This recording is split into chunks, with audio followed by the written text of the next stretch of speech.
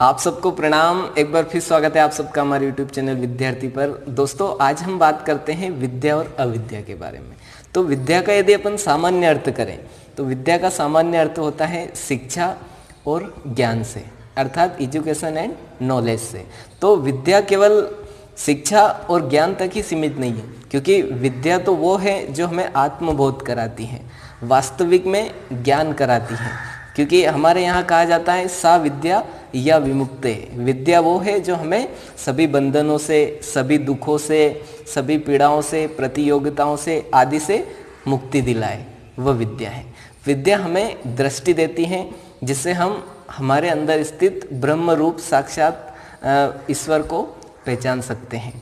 साथ ही यदि अपन उदाहरण लेकर देखें तो विद्या वो है जो हमारे अंधकार, जैसे आप सबने देखा होगा कि कहीं अंधेरे कमरे में हम रहते हैं और कोई रस्सी भी रखी हो, यदि उस पर हमारा पाँव लग जाए तो हम डर जाते हैं कि कहीं सांप तो नहीं है। और जैसे ही प्रकाश आता है, लाइट आती है या फिर अपन दीपक जलाते हैं तो हमारा भ्रम जो है वो दूर हो जाता है। उसी प्रकार से शिक्षा जो है वो एक दीपक की भांति कार्य करती है। जिस प्रकार से दीपक जलाने से अंधकार मिट जाता है, उसी प्रकार से जब हमें शिक्षा प्राप्त होती है तो हमारा अज्ञान रूपी अंधकार दूर हो जाता है। तो ये तो हो गई शिक्षा। अब हम यदि अविद्या की बात करें तो अविद्या का सामान्य अर्थ होता है अज्ञान, जिसको इंग्लिश में इग्नोरेंस बोलते हैं, और इग्नोरेंस का एक अर्थ और होता है अंधकार।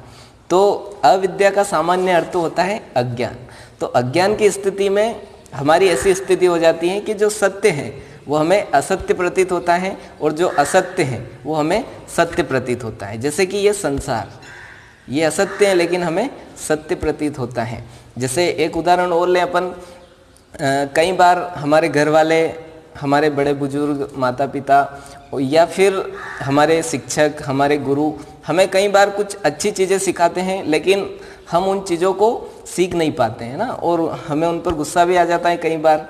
लेकिन कुछ चीज़ें ऐसी होती है, जैसे हमारे दोस्त हमें बहुत सी बार गलत राह पर भी यदि ले जाते हैं तो हम बिना सोचे विचारे उनके साथ चले जाते हैं और अंधकार में घुसते चले जाते हैं। तो इसी प्रकार से हमारा अज्ञान जो है, जो अविद्या है, वो एक भ्रम जैसी स्थिति भी होती है। हमारे यहाँ पर इसको माया भी कहा गया है।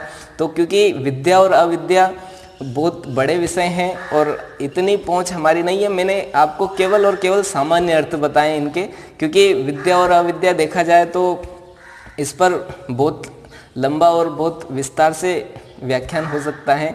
लेकिन मुझे जहाँ तक याद था, एक सामान्य अर्थ जो होता है वो मैंने आपको बताने का प्रयास किया है। तो आशा करता हूँ कि वीडियो आपको पसंद आया होगा। आप सबका कीमती समय देकर वीडियो देखने के लिए बहुत बहुत धन्यवाद।